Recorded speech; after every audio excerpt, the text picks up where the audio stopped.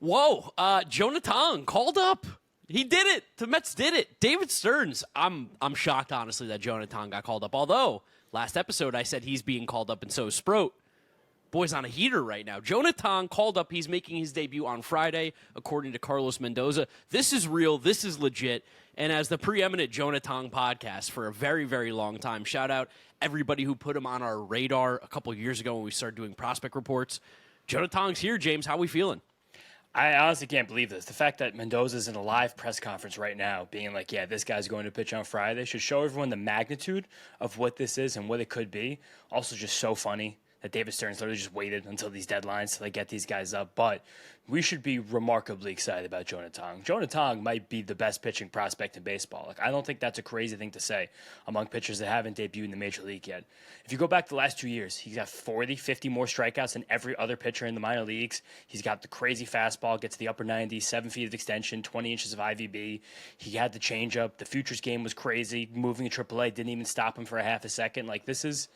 This is an unstoppable force right now. It's going to come to the major leagues and be starting at home on Labor Day weekend, Friday night, for the Mets team that needs him. Yeah, it's a real shame that we're not going to be in attendance, neither of us. This is like the one guy we've been waiting for to make his debut. And I was like, could it be tomorrow? I didn't know what it was going to be when we broke the news about when Tong would pitch next. Friday stinks for us because we won't be there. I'll be celebrating my mom's birthday, and I think you've got work going on.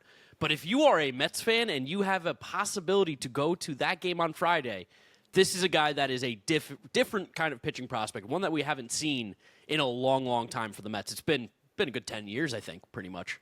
No, and again, I do hope that we've kept you guys in the loop on Tong over the last year plus just because of how ridiculous he is. And it started, I think, with last year when he was still 20 at the beginning of last season, and he was in high A, and he was in low A, and we were like, whoa, he's got over a 50% strikeout rate, and he's young for the level. And then he goes to the next level, and, he's still, the best pitcher here. And then he goes to Double A, and you're like, wow. This guy's 21. He's still the best pitcher here, and he just kept doing that this year. We talk a lot about the fact that you can kind of track prospects, pitchers, hitters, whatever, about how much they get stopped when they get to those new levels, what that adjustment period is like, what that learning period is like. He's never had any. He's never had even one speed bump, maybe a half a second. Weirdly with Brooklyn, which was the easiest stop he was ever going to have last year, but it has been a nonstop just run of dominance for Jonah Tong through the Mets minor leagues, and now this is the ultimate test. The dog days of summer means it's time for the boys of summer to kick it into gear. And the best way to cash in on your baseball IQ is with DraftKings Sportsbook. Never bet on baseball before? It's simple. Pick a guy to go yard, hammer some live odds mid-game, or just ride with your squad and hope for the best. No spreadsheets, just vibes and dingers. Here's something special for first-timers. New DraftKings customers bet $5 and get $300 in bonus bets instantly. Download the DraftKings Sportsbook app and use code FOUL. That's code FOUL for new customers to get $300 in bonus bets instantly when you bet just $5. In partnership with DraftKings Sportsbook, the crown is yours. Gambling problem? Call 1-800-GAMBLER. In New York, call 877-8-HOPE-NY or text HOPE-NY at 467-369. In Connecticut, help is available for problem gambling. Call 888-789-7777 or visit ccpg.org. Please play responsibly on behalf of Boot Hill Casino and Resort in Kansas. 21 and over. Age and eligibility varies by jurisdiction. Void in Ontario. Bonus bets expire 7 days after issuance. For additional terms and responsible gaming resources, see dkng.co/audio. I wonder if the wind had anything to do with his little struggle in Brooklyn. We know that the wind can do some funky stuff to fastballs and curveballs and stuff like that. I wonder if it did because, like you said, every single level has been clear, dominant. It's not even close to anyone else at the level success. He for his minor league career, he has a K rate at 37%. This season in the minor leagues between AA and AAA, it's 40.5% K rate with a 10% walk rate. In A-ball, you mentioned it in 2024 is when he really, really started to get on people's radar. In St. Lucie, he had a 53% K rate. I mean, he has gone to every single level that he's ever been at and dominated. The lowest K rate he ever had was at Brooklyn at 30.3%, which is still elite level strikeout stuff. And apart from the stats that we're telling you guys, these are all really important. I think a team like the Mets, most teams in baseball at this point, are going to be paying much closer attention to just simply the pitches, the pitch grades, how they move, how they interact with each other, all of that. And that's how a guy like Tong can make literally 2 starts in AAA and then be like, yep, he's totally ready. Because when you see that fastball get the strikeout, the swings and misses it's gotten, when you see the fact that he had his second start at AAA, he forces 21 swings and misses, that is such an obvious, big blinking light, this guy is ready. And then right after that, Puma had the tweet. Shout out Mike Puma, Mr. Sources. The tide, the Mr. wind. Softy. He said the wind has shifted, and he was right because that's it. He's a major leaguer directly after that start. And when you like really break down the weapons this guy has, it's like I'm ready to see something special these next couple of weeks. I'm really excited to be at the ballpark tonight because last night the Mets just beat the piss out of the Phillies. Like, it was great how dominant they were. 13-3, great win. It felt like there was a little bit of a buzz in the stadium last night. We were both there. That was we're a good baseball team win. Felt like David Stearns might have tasted a little blood in the water, smelled a little blood, and been like, I think we have to make the push here, and Jonah Tong is a guy that could be a difference maker, along with the fact that Kodai Senga looked so bad, so bad on Monday night, and that was on regular rest, which we know probably not a good recipe for Kodai. We know Jonah's pitching on Friday. It seems like they might just be maybe rocking a six-man rotation, be a little bit short in the bullpen with the call-ups coming up on September 1st as well. Yeah, it feels like that. And also, it's a spot where, one, we still need to add Jonah Tong to the roster. Maybe Carlos Mendoza has, it's a 40-man. Maybe Carlos Mendoza has said that specifically in this press conference, but I haven't found anything while I've been trying to filibuster while you were talking. To be fair, they're not going to announce what spot he's going to take until Friday because there's no reason for them to cut preemptively if he's not going to be here. Totally. And it probably will just be like basically optioning Huascar Brazoban if I had to guess. Or on the maybe, active roster? Oh, yes. No, I'm saying, or you get bad news about Reed Garrett and he winds up going to the 60-day IL, something like that happens. But we're at a spot where this is just a lot more chess pieces now for Carlos Mendoza and the Mets to deal with. Like, while we're not really getting much out of Senga Minaya, like we've said how much we'd love to see some creativity. This is a big piece of the creativity. And another thing that we've said, he's clearly one of the 13 best pitchers in your organization. Like, he just has to be here when every game is this important. Was Frankie Montas on the 60-day IL when he got hurt? Yes, okay. They put him there yesterday for Castillo, I want to say. Okay, because I was going to say, who took that spot? Maybe that would have been one of them. But okay, or maybe there's just an empty spot. Maybe it was just a ensuing move like that. Because also next week we're going to get Tyler McGill back too. That's exactly what everybody wants to hear in the Jonah Tong episode. The excitement for Tyler McGill to return. But like, we're going to have a lot more options at our disposal in the next 2 weeks than we had in the last 3 weeks. Especially when you throw Nolan McLean on top of this. It's just this is fun. And this again, is fun. No, like Nolan McLean's great. Nolan McLean's 3 years older than Jonah Tong. Played college baseball. Like, it's a very different level and caliber of prospect. Like, Jonah Tong is a fucking kid. Like, if Jonah Tong was in college right now, I think he'd be like preparing for senior year or just gotten out of it. Like, this is just turned 22 in June. Let's say he would right now be, because he probably would have reclassified, moved up. In the most recent Major League Baseball draft, he would have been a top 5 pick. He would have been the number 1 pick, I think. With that kind of stuff, he would have been the number 1 pick. Devin, maybe 2 years ago, he would have been a top 5 pick. This year, could have been number 1 overall pick. But it's just like, he has 7 feet of extension on a 97-mile-an-hour fastball that has 20 inches of invert vertical break from a release point that is so high that some pitching machines register him as a left-handed pitcher because that's how over the top his head he releases that fastball.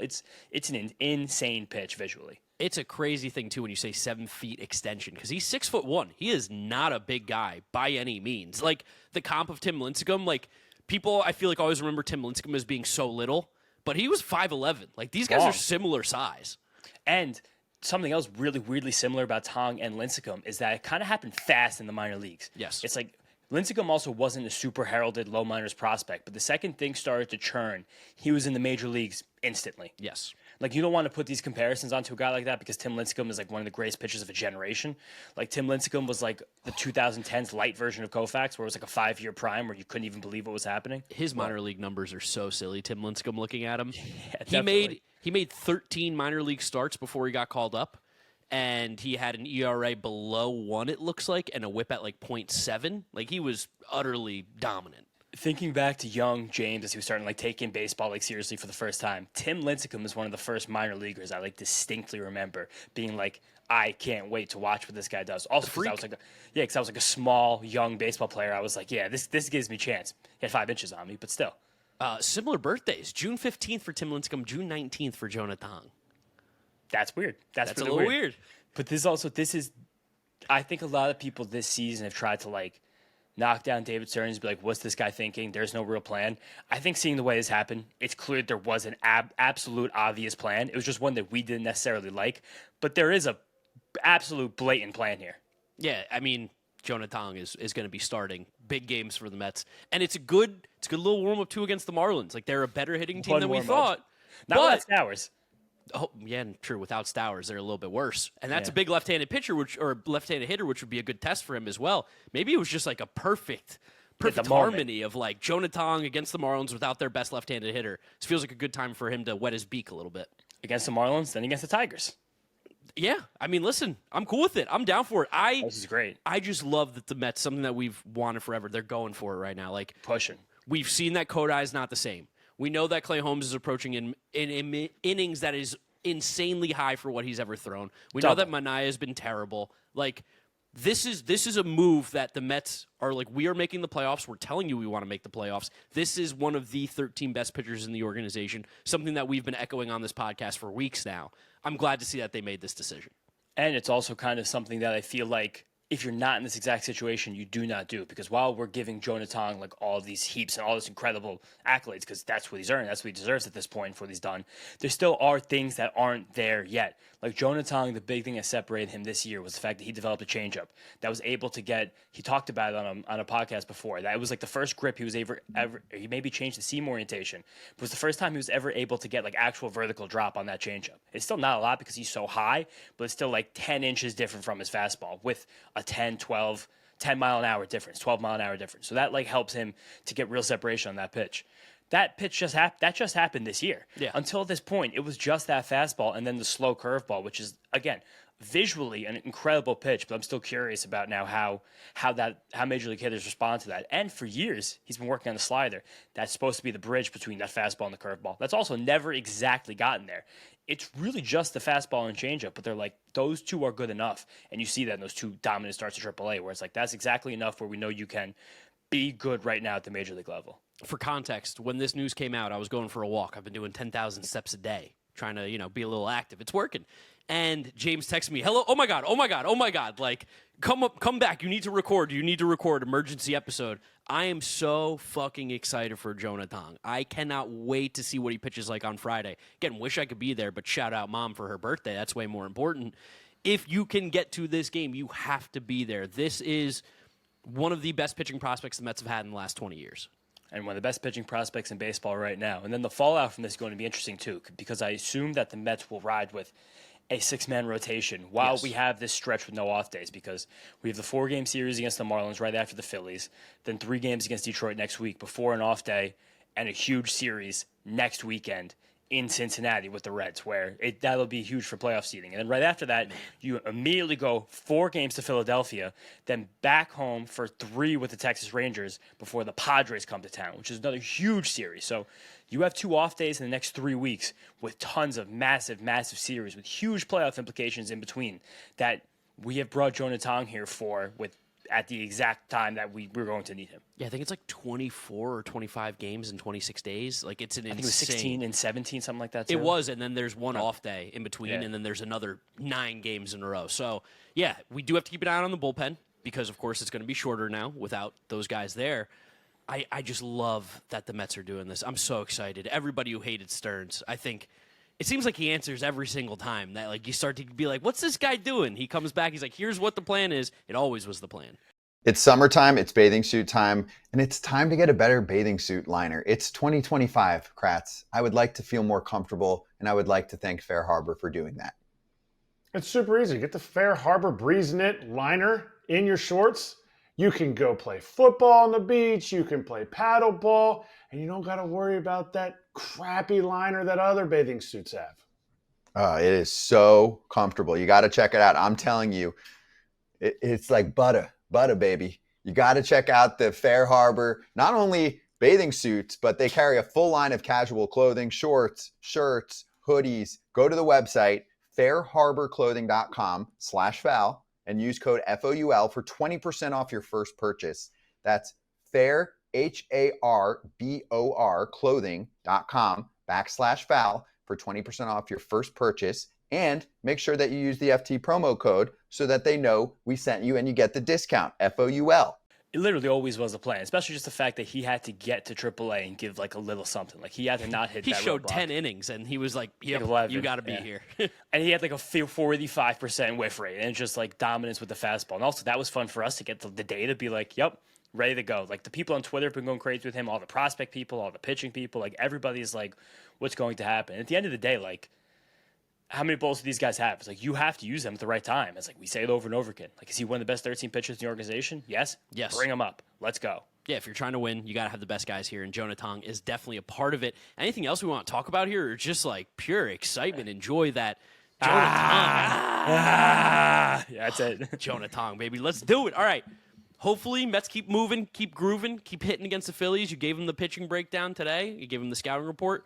Looked pretty good yesterday against Christopher Sanchez. Worked. Trying to keep it moving. Take a series from the Phillies here with a win on Tuesday night. If any of you guys are at the ballpark, me and James will be there, so come say what's up. $5 beers, having a good time. Otherwise, that is it. Make sure you follow us on all our social media at Mets'd Up on Twitter, Instagram, and TikTok. Subscribe to the Mets'd Up Podcast YouTube channel to see the video version of this. And if you are listening to us, Apple Podcasts, Spotify, Google, drop us a rating, drop us a review, download, and subscribe. You can follow James on social media at James Shiano. I'm Draftnik Mark with a C. Thank you guys for listening. Thank you for watching. Jonah Tong is here. Let's go Mets. Peace out. Peace out, guys. Go Mets.